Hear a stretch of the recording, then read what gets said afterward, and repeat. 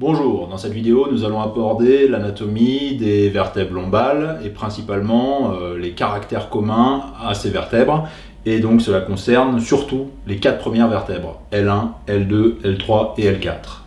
Parce que la 5e vertèbre lombale, la dernière, a des caractères particuliers que nous aborderons dans la vidéo suivante. Bien sûr, ces vertèbres lombales sont constitutives de la colonne, enfin la portion de colonne qu'on appelle le rachis lombaire ou lombal, et du coup effectivement il présente à décrire une courbure générale à concavité postérieure. Comme précédemment, nous allons passer en revue les différents éléments constitutifs de la vertèbre lombale type en la comparant avec les éléments de la vertèbre schématique ou de la vertèbre type qu'on avait vu dans la première vidéo de cette série. Alors, comme à notre habitude, on va représenter sur une vue de 3/4 postérieure les différents éléments en question. Donc, j'oriente mon schéma. Donc, encore une fois, ici, on aura l'avant, ce sera ventral. Ici, ce sera crânien ou supérieur. Et ici, latéral gauche. On représente tout d'abord le corps, puisque les vertèbres lombales sont aussi dotées d'un corps vertébral qui a la particularité d'être vraiment beaucoup plus massif que les vertèbres sous-jacentes, thoraciques et cervicales, et avec effectivement un diamètre transversal qui va vraiment s'agrandir, et un mur postérieur, une partie postérieure du corps qui va se creuser, qui va vraiment être concave en arrière, et donner un aspect dit réniforme à la vertèbre lombale, donc avec même, on peut parler de île à la partie postérieure. Donc, ce corps vertébral présente toujours une circonférence excavée, mais nettement moins que la partie postérieure, bien sûr, qu'on représente ici. Voilà. Et bien sûr, plus on va descendre vers les dernières lombales, plus elles vont être imposantes et grosses, avec ce volume va culminer au niveau de la 5e lombaire, où vraiment on aura le corps vertébral le plus massif de la colonne vertébrale. Donc, ensuite, on va retrouver nos pédicules qui, ici, sont très massifs aussi et dirigés donc, dans le sens antéro-postérieur vers l'arrière, bien sûr, de la vertèbre, puisqu'elles vont participer à la formation de l'arc postérieur de la vertèbre.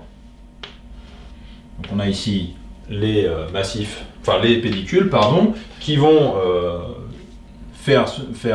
relier le corps vertébral en avant avec le massif articulaire en arrière, qu'on va représenter.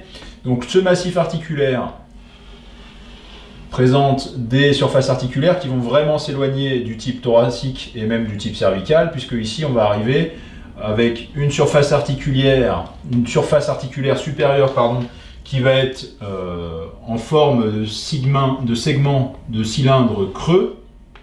Donc ça va être une surface articulaire concave en arrière et en dedans ici. Et la facette inférieure va être inversement conformée, c'est-à-dire qu'elle va présenter un segment de cylindre plein,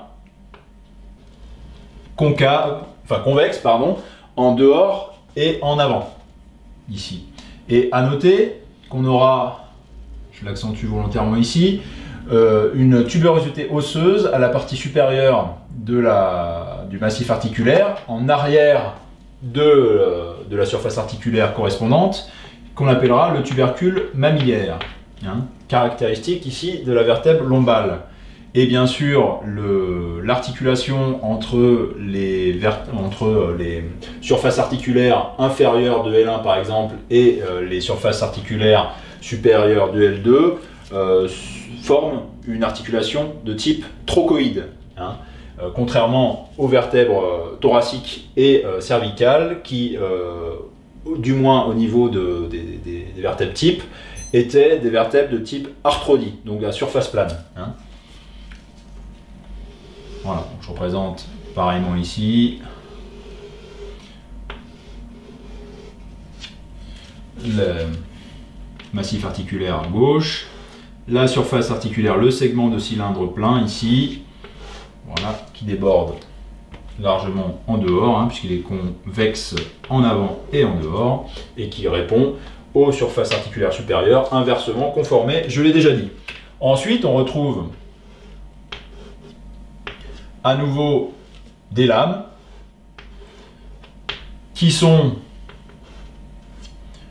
plus hautes que larges au début, mais dont la largeur va progressivement s'agrandir, plus on va descendre vers les vertèbres lombaires inférieures. Voilà. Donc ces lames, toujours, se réunissent au niveau de l'axe médian et sont continuées en arrière par l'apophyse ou le processus épineux, qui cette fois-ci, lui, va être quadrangulaire, épais, trapu, hein, et du coup, avec un bord inférieur légèrement excavé, voilà, comme ceci. Voilà, pour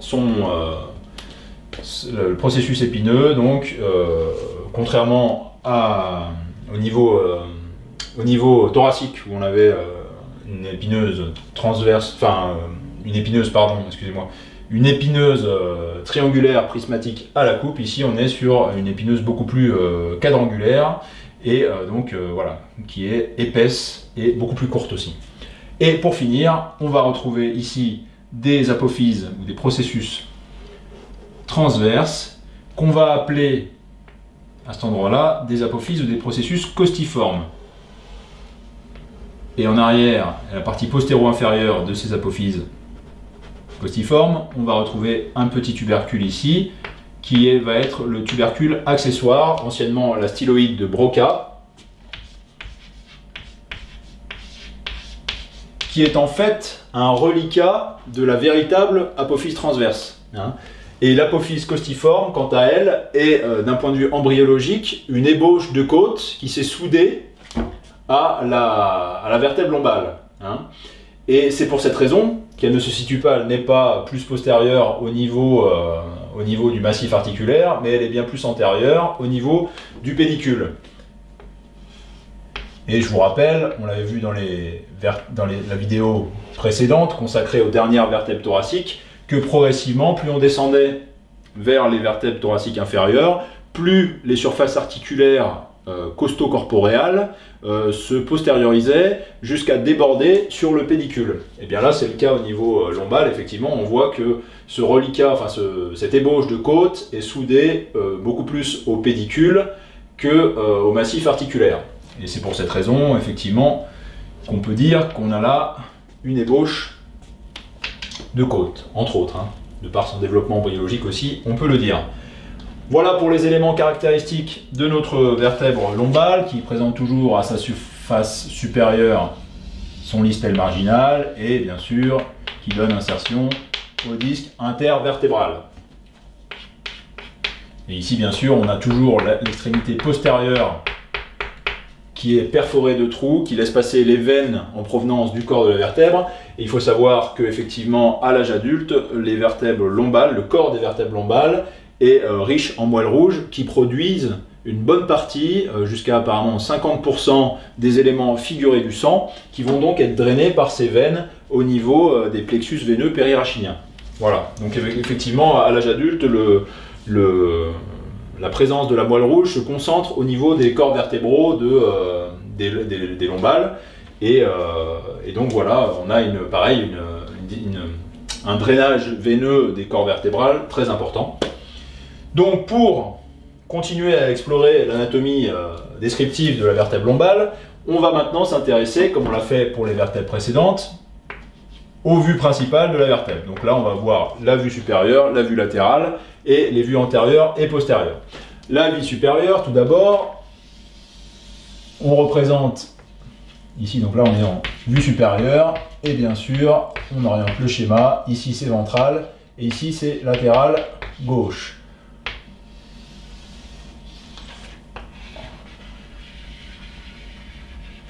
On a ici le listel marginal. En arrière, on va retrouver, alors je ne l'ai pas dit là, mais effectivement le foramen vertébral. À cet endroit-là, il a grossièrement la forme d'un triangle équilatéral. Les pédicules massifs qui voient la naissance ici des apophyses costiformes qui sont orientées en dehors et légèrement en arrière et présentent à leur partie postéro-inférieure le tubercule ou la tubérosité accessoire. Voilà.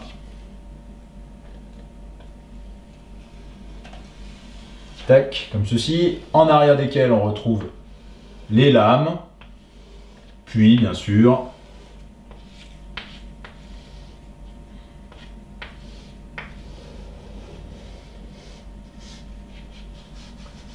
l'apophyse épineuse.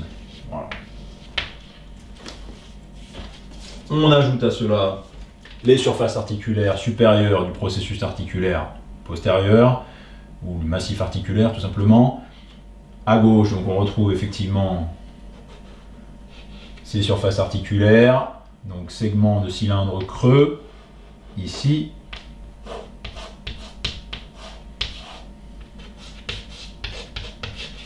Voilà. En arrière duquel on va retrouver le tubercule mammillaire. Voilà. Comme ceci, et bien sûr, pour présenter ici la face postérieure du corps vertébral. Une fois qu'on a représenté cette vue supérieure, on va passer à la vue latérale. Donc, en avant, on retrouve à nouveau le corps volumineux de la lombaire type, en arrière duquel on va retrouver le pédicule qui est épais et large et beaucoup moins échancré à sa partie inférieure qu'au niveau thoracique. Et ensuite, au-dessus de lui, en arrière, on va retrouver la surface articulaire du massif articulaire.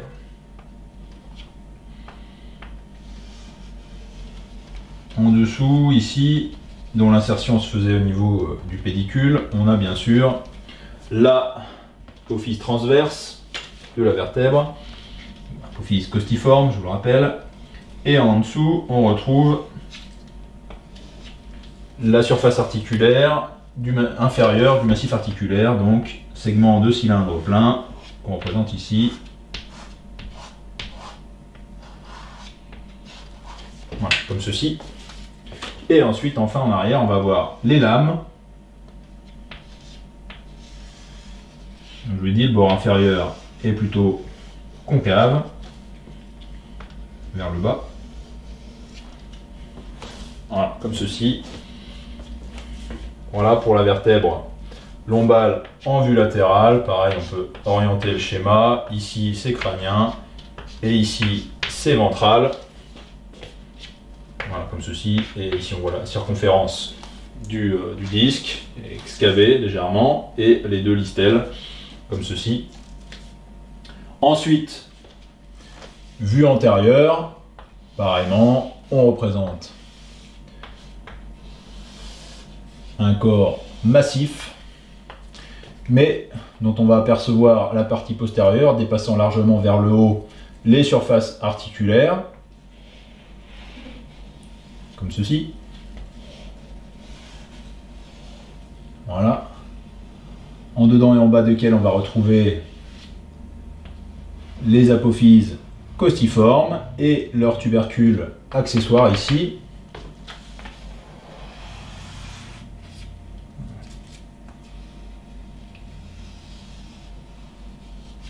Alors il est classique de dire qu'effectivement, dans la mesure où la colonne lombale est lordosée, effectivement, on va avoir ici, donc ici on est au niveau L3, on va avoir une orientation générale des transverses qui va se faire en direction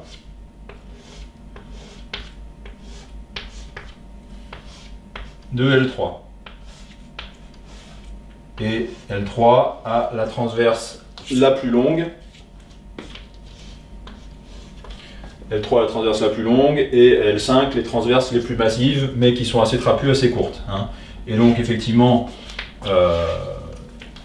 cette disposition aussi, donc lordosée avec L3 qui est la vertèbre la plus proéminente sur une vue antérieure, et bien effectivement aussi on a en fait voilà, comme ceci, si vous voulez donner un petit effet de perspective à votre colonne lombaire en vue antérieure, mais effectivement voilà, ce sont les traits de construction pour établir des éléments de perspective au niveau de cette colonne-là. Donc en fait on trace la ligne horizontale représentant donc l'horizon au niveau de L3, et ensuite effectivement l'axe des transverses va se faire sur des lignes qui viennent se croiser, croiser la ligne horizontale d'un point de vue, enfin justement sur le prolongement latéraux de cette ligne. Hein.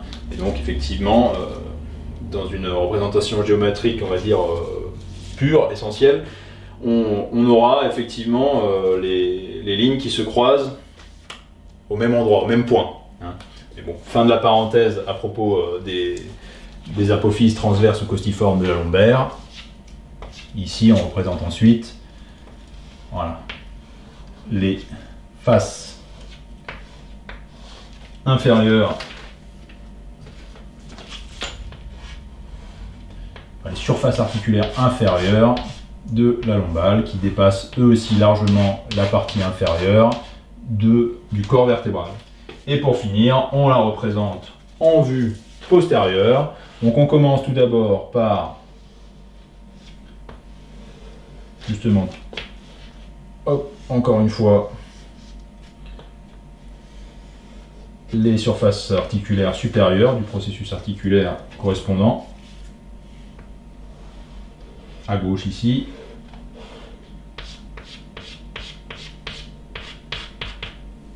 À droite ici. Le processus mammillaire à la partie postérieure de la surface articulaire correspondante. Les lames ici en arrière avec leur jonction vers le processus épineux, représenté ici. Voilà, comme ceci. Et ensuite, on va avoir les apophyses costiformes ici.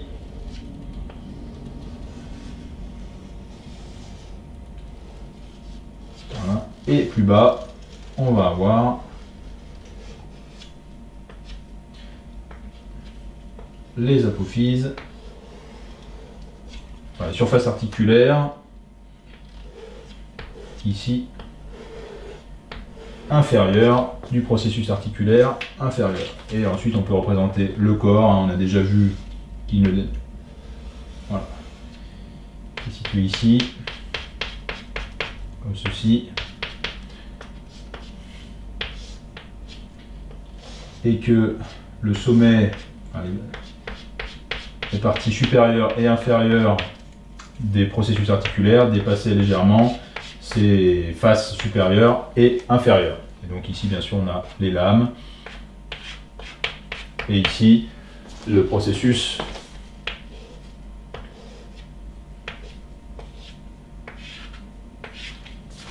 épineux.